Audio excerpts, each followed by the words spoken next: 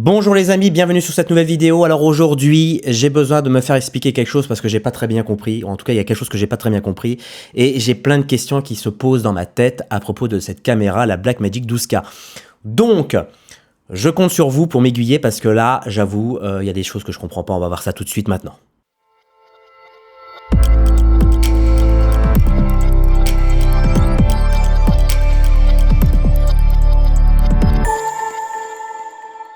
Alors, il se trouve qu'il y a un peu plus d'une semaine, je suis allé chez Puzzle tester la caméra Blackmagic 12K. La petite matinée pour ça, voilà. Et à la suite de ça, j'avais envie de faire une vidéo. Et je me suis retrouvé à des problèmes, voilà, des problèmes en termes de dynamique que je ne comprends pas et que j'ai besoin qu'on m'explique. Alors, pour une fois, c'est vous qui allez m'expliquer les choses, si vous en savez évidemment un peu plus. Sinon, bah, ça sera le mystère pour encore quelques années parce que... Voilà, j'ai découvert cette caméra, hein, qu'on avait déjà découvert avec Lovis en faisant déjà une vidéo là-dessus. Ok, bon bah voilà, l'ergonomie ne change pas, elle me fait penser un peu à une caméra des années... caméscope de papa-maman des années 90, un peu cette forme de viseur, un peu, c'est vraiment très... voilà, beaucoup trop de boutons en façade, bon voilà, ça c'est des petits détails de chef Fop un peu méticuleux. Mais le truc ne s'est pas arrêté là. Le truc s'est arrêté un peu quand j'ai regardé un peu ce que valait... le Blackmagic Film. Alors, il y a une chose que je comprends pas. La première chose que je ne comprends pas, c'est que pourquoi, depuis que Blackmagic sort des caméras, avec ces trois gammas de prédilection, hein, à savoir le Blackmagic Video Extended et Blackmagic Video Film, pourquoi déjà c'est les trois mêmes noms depuis le début?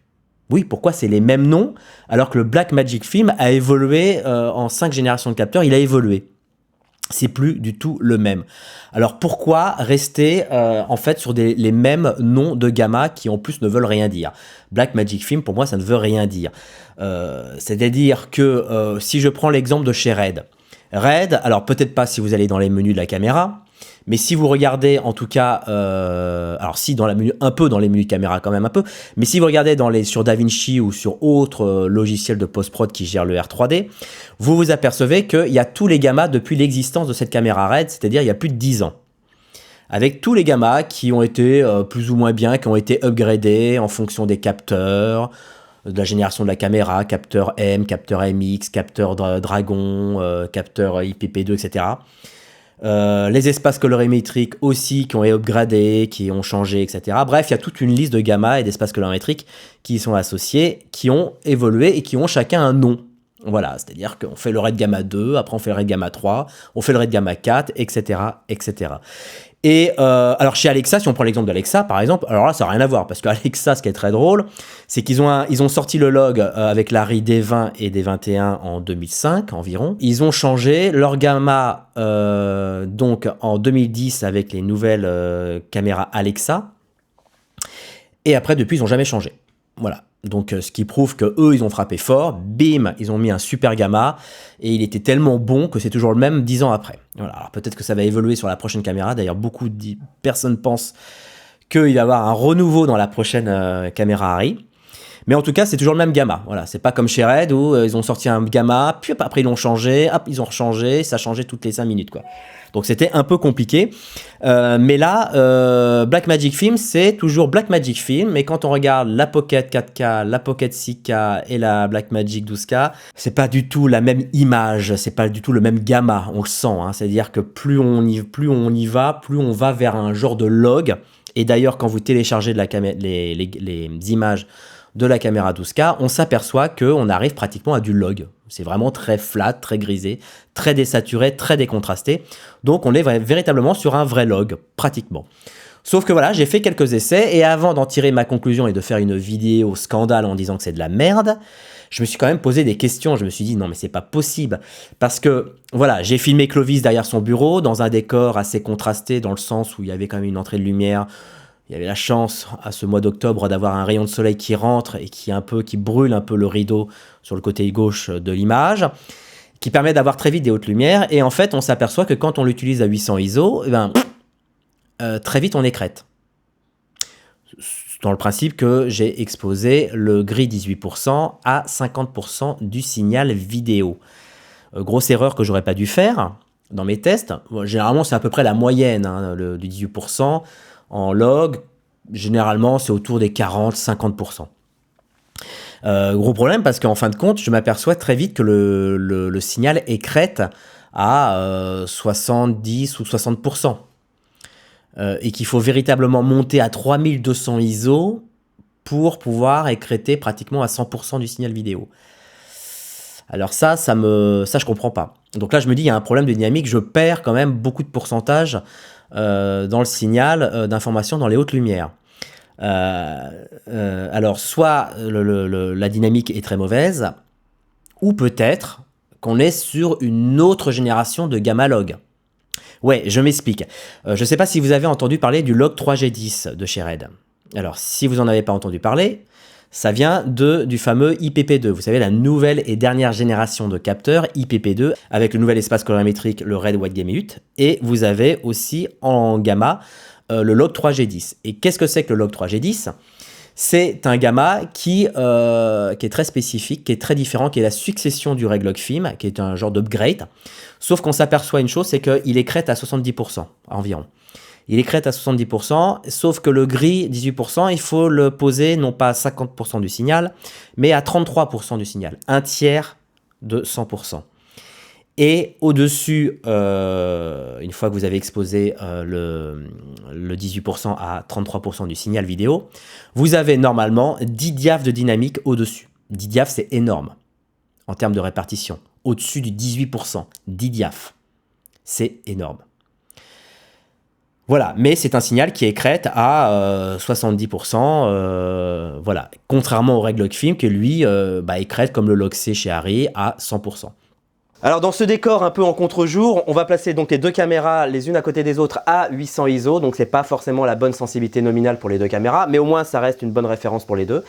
On place le gris 18% qu'on va placer à 50% sur le waveform et on va regarder ici, notamment sur l'oscilloscope, que par exemple ici, on est à 50% et là à 50%, mais la répartition de dynamique est complètement différente puisqu'ici on arrive à avoir des informations notamment dans le rideau, ici où il y a des hautes lumières notamment dans le rideau, et ici alors que c'est totalement clippé à 75%.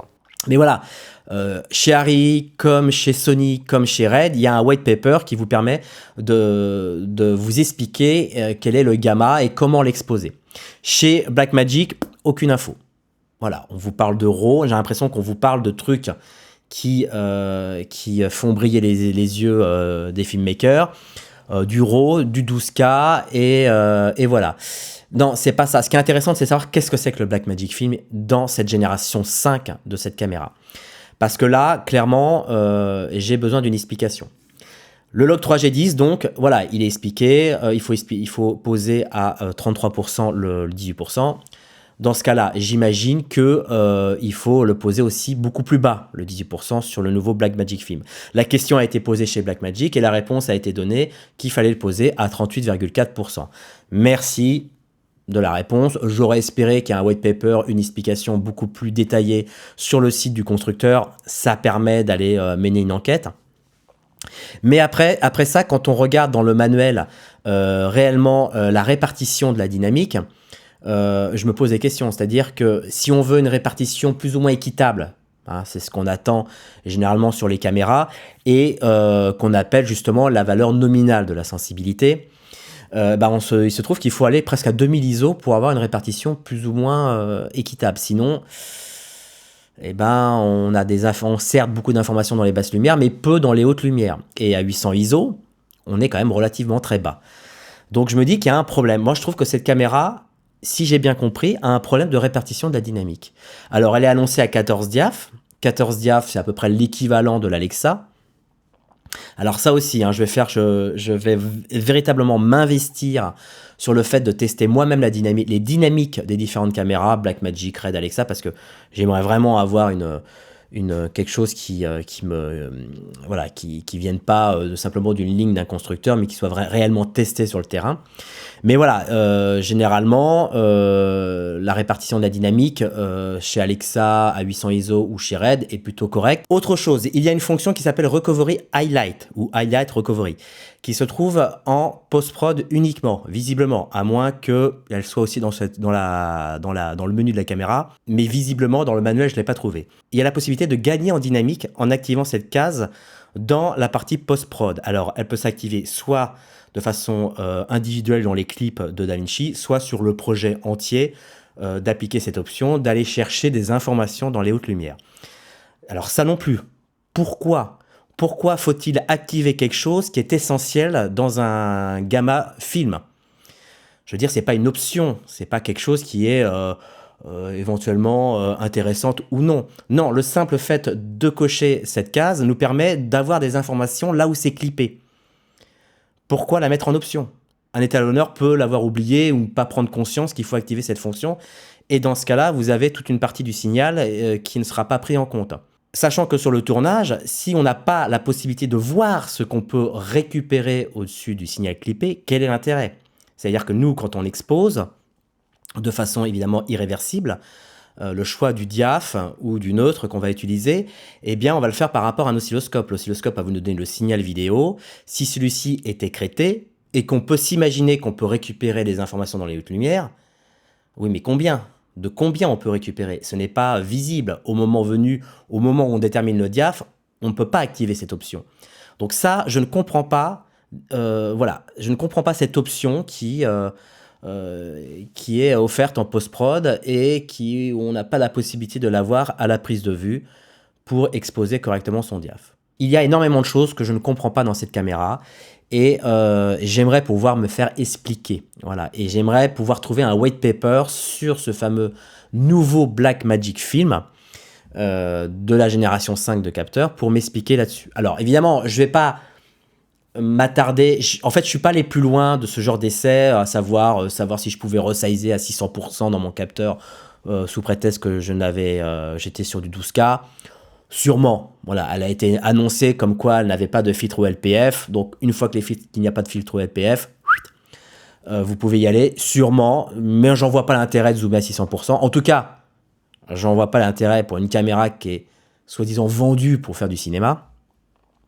J'en vois pas l'intérêt. En revanche, moi, j'aimerais beaucoup plus d'explications sur la dynamique, sur comment l'exposer correctement et nous définir à quoi ressemble ce nouveau gamma qui a été embarqué dans cette génération 5 de capteurs. Voilà les amis, si vous avez des réponses, et non pas des questions, mais enfin si vous avez des questions, allez-y.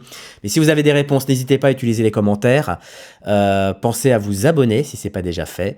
Et je vous dis à très vite. Ciao!